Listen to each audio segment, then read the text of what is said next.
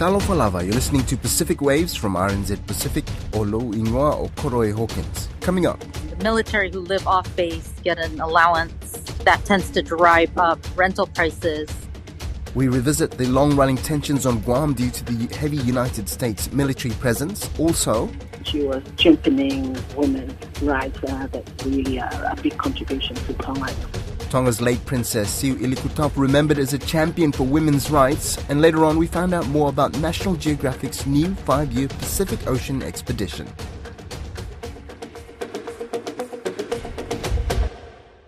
There have long been tensions on Guam due to the heavy United States military presence there, but as Washington moves to counter China's presence in the region, it's sending more soldiers and missiles to Guam and updating naval facilities there.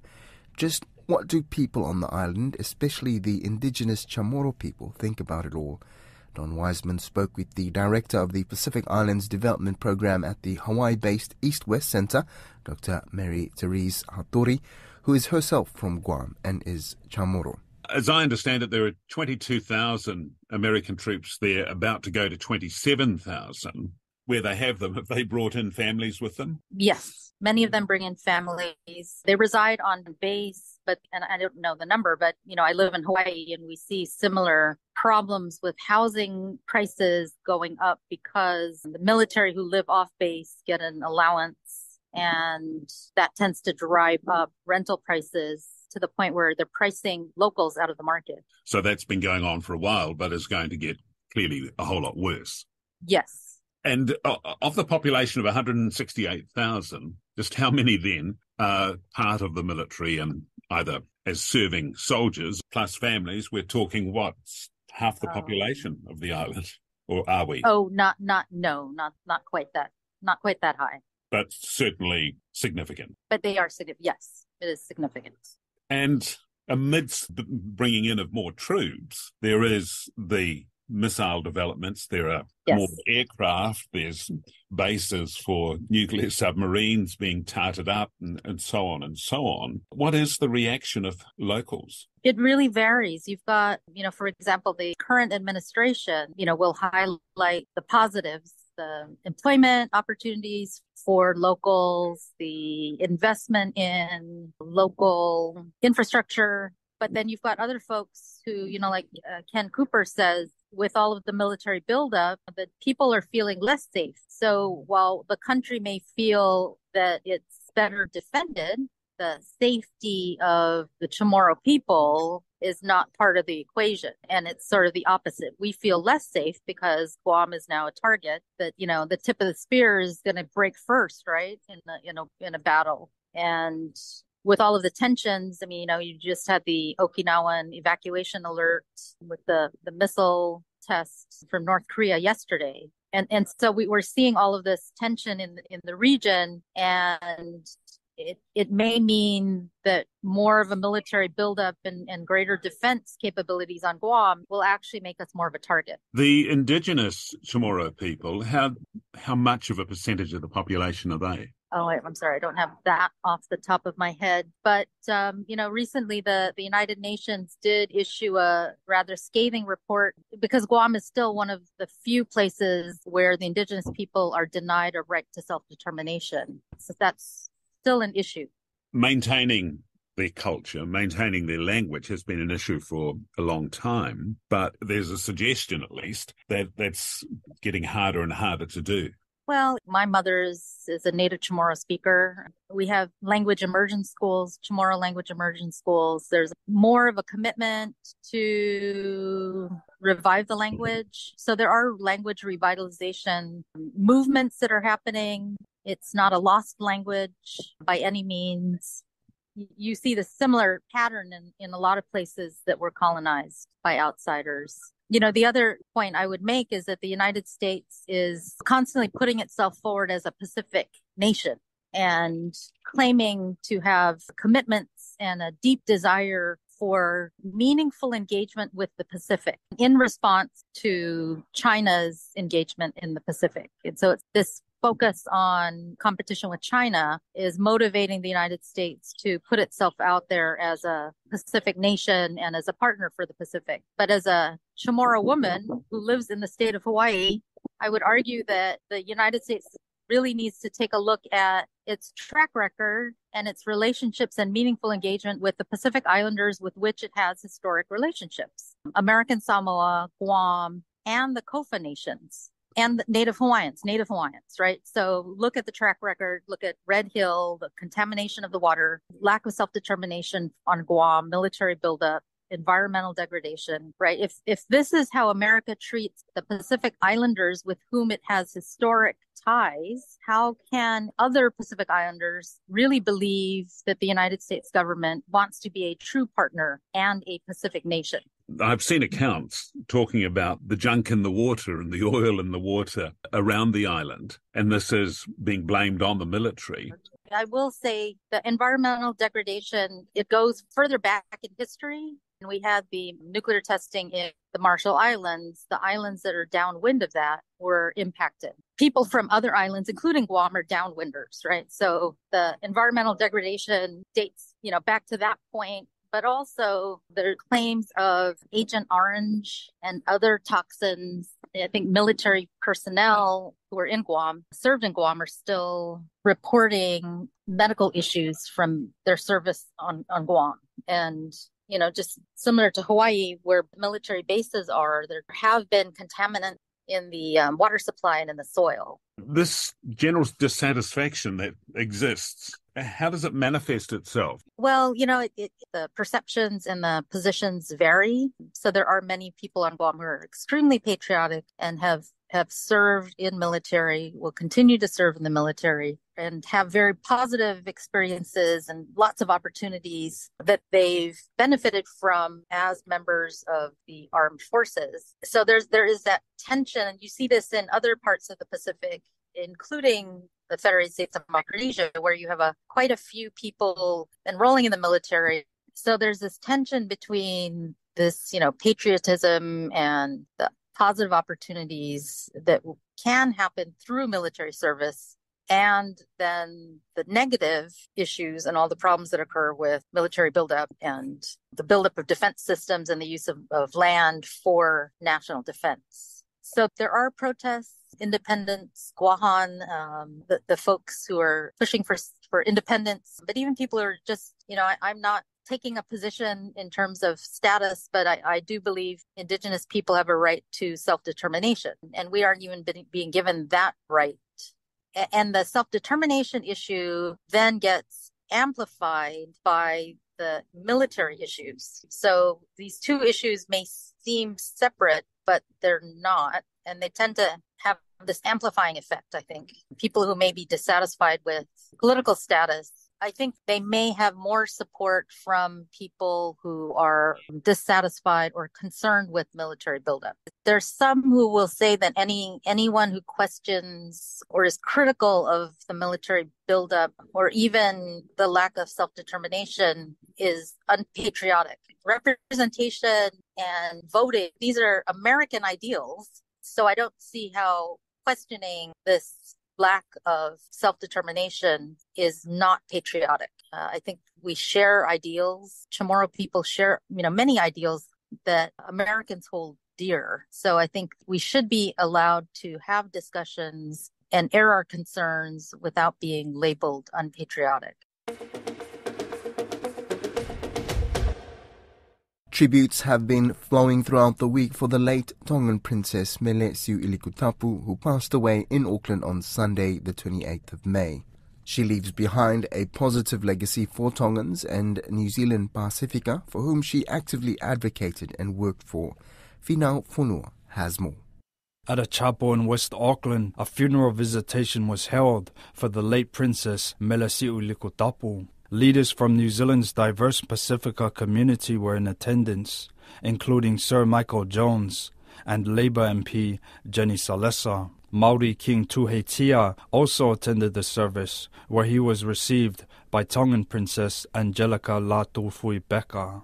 According to the Tonga Palace Office, Princess Siu'ilikutapu passed away on Sunday in an Auckland hospital, surrounded by family. A day after her death, New Zealand's Prime Minister Chris Hipkins expressed his condolences in a press release. Minister for Pacific Peoples, Barbara Edmonds, paid tribute to the late princess in Parliament. Note that she was a formidable leader and a proud advocate for women, and that she played an instrumental role in the government's apology for the 1970s dawn raids. She courageously fought for causes that were important to both her people and the wider Pacific, such as the preservation of the Tongan language. Princess Mele Siu'ilikutapu is well respected in both Tonga and New Zealand. She was the first woman to be elected to Tonga's parliament, and in her later years moved to New Zealand, where she actively advocated the rights of overstayers and disadvantaged Pacifica. General Manager of the Wellington Tongan Leaders Council, Taintui Nukuafe, said that the princess inspired Tongan women as a female leader. She was championing women's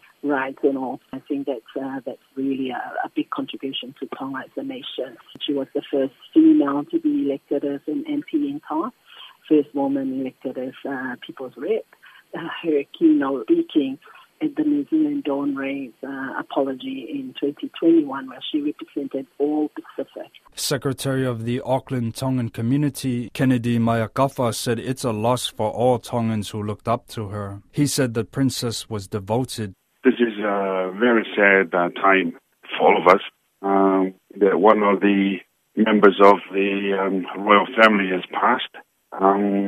This Her Royal Highness Princess Mele Siu'ilikutapu Kalaniwalu Fotofiri.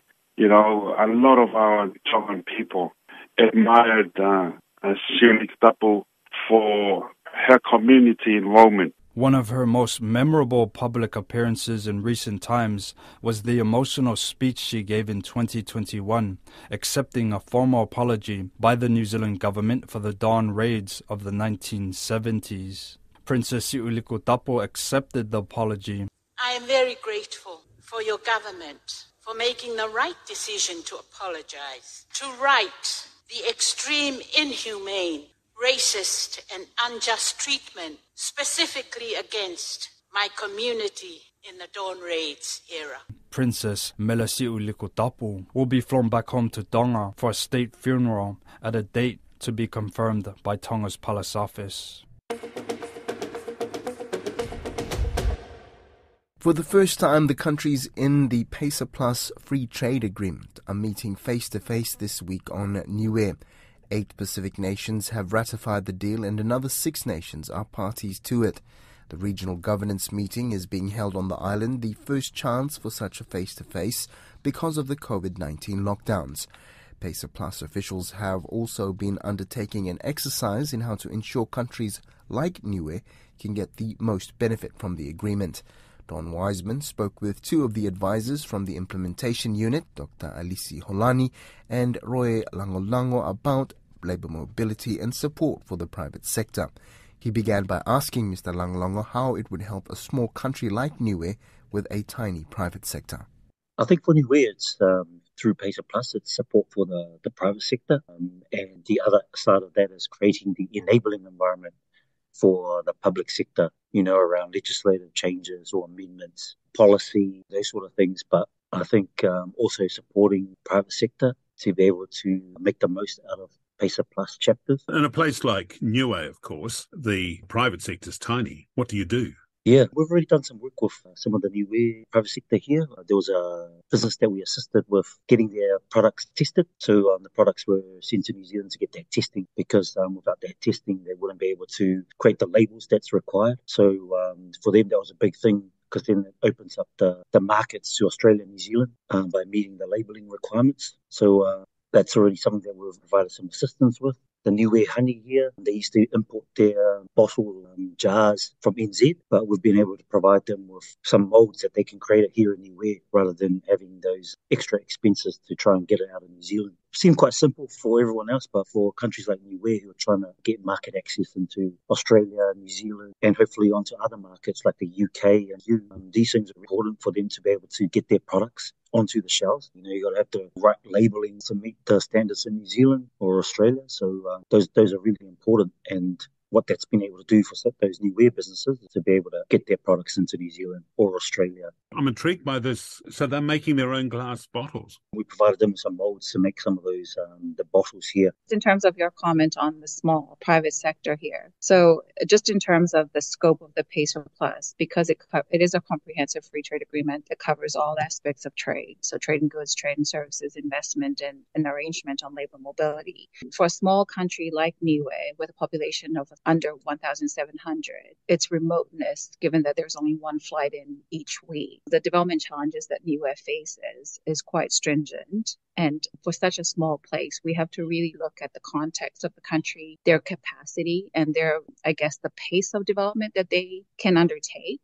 And this agreement is really flexible enough to facilitate that. And it doesn't just look at providing that enabling environment, but it has a development cooperation agreement that can really provide the strategic support that can cater to the key comparative advantages that Niue has, and like what our head had mentioned in terms of trading goods, but just in terms of also assessments on GDP over the past 5 to 10 years. It's very clear that for a small country like Niue, trade and services is also critical, and their tourism industry, the sector that has the greatest economic potential to drive development. And the trade and services agreement within the PACER Plus, it's the only agreement in the Pacific that covers comprehensive commitments on trade and services. And so it has the potential to really drive trade and services development for Niue. And I think also in terms of Niue's capacity, this whole transition into digital trade, digital economy, you will find that in most of the businesses here in Niue, it's very e-commerce driven.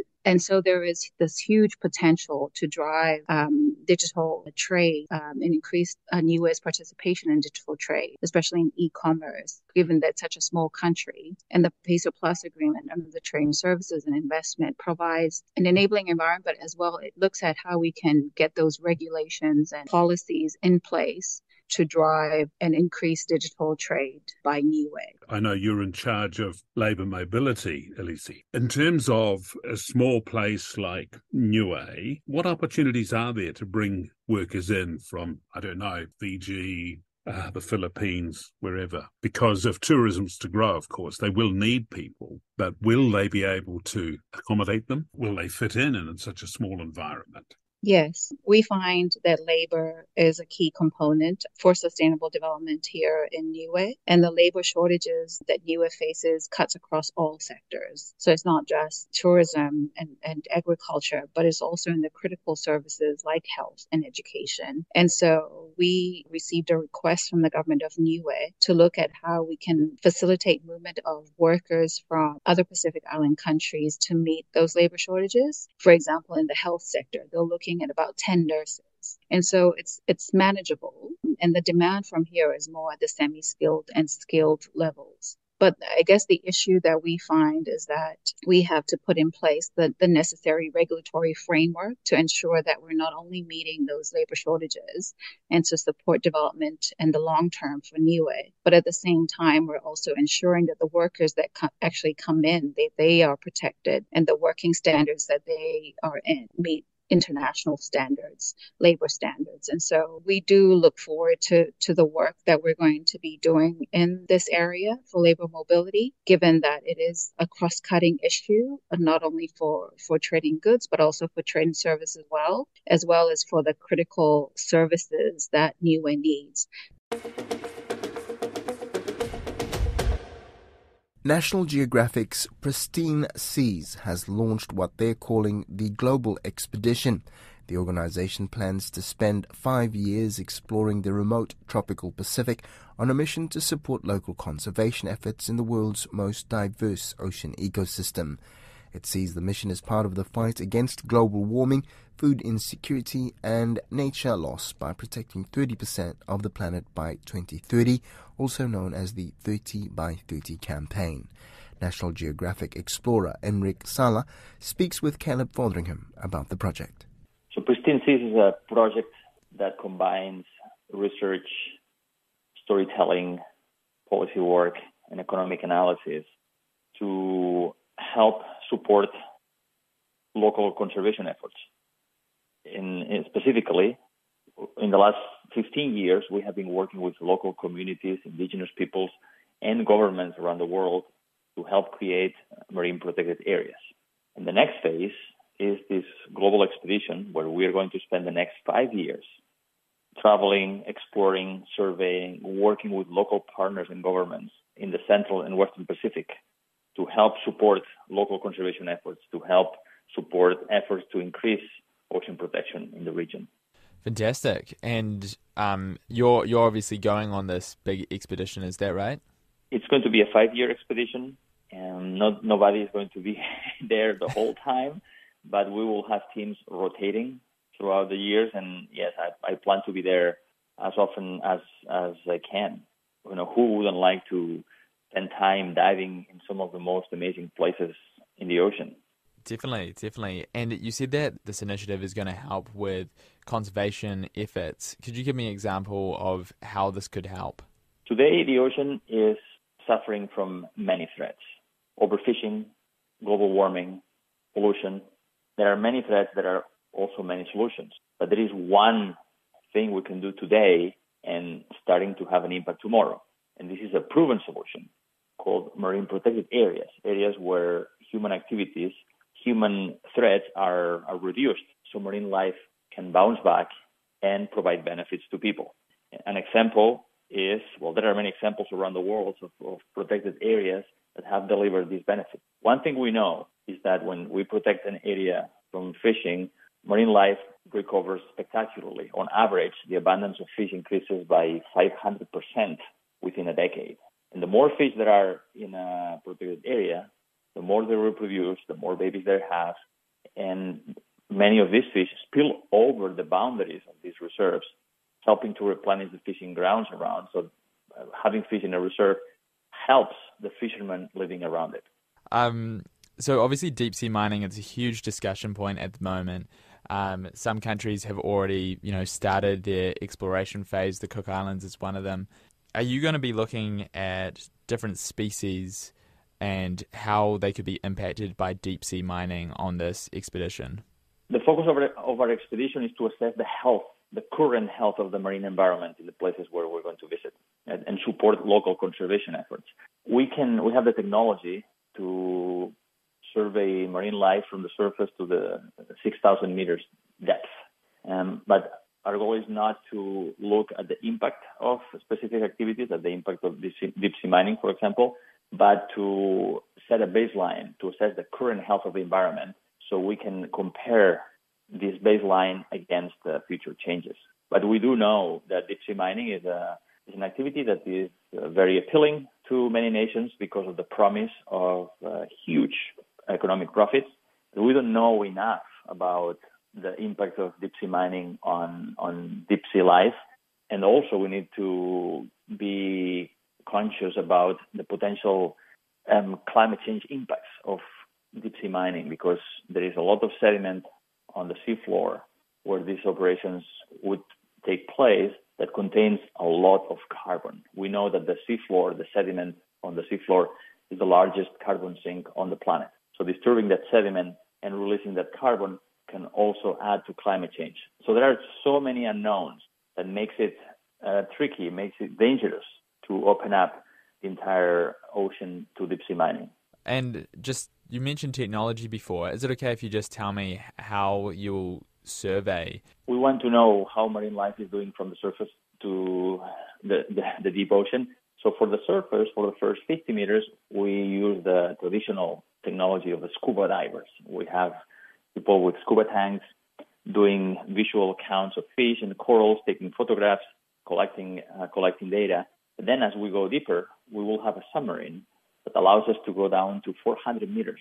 This is a manned submersible with a pilot and two scientists and two seats for scientists, also with potential to collect samples and film, so we can explore, spend hours down there, all the way down to 400 meters below the range of the divers. But still, we can access the waters down to 6,000 meters with our deep cameras. We have these cameras developed by the National Geographic Exploration Lab. These are basically like big glass balls, like the size of an oversized basketball, with a digital camera inside and lights and a computer. We drop off the side of our boat. They go down to the bottom, film for hours, and then they come back to the surface where we pick them up and download the data. So these are different technologies that allows us to survey everything from microbes to sharks, from the surface to the deepest part of the ocean. That's Pacific Waves for today. To listen back, head over to rnzi.com/programs. You can also download us on Apple Podcasts, Spotify and iHeartRadio, or wherever you get your podcasts. For myself and the team here at RNZ Pacific, Tofa Soifo.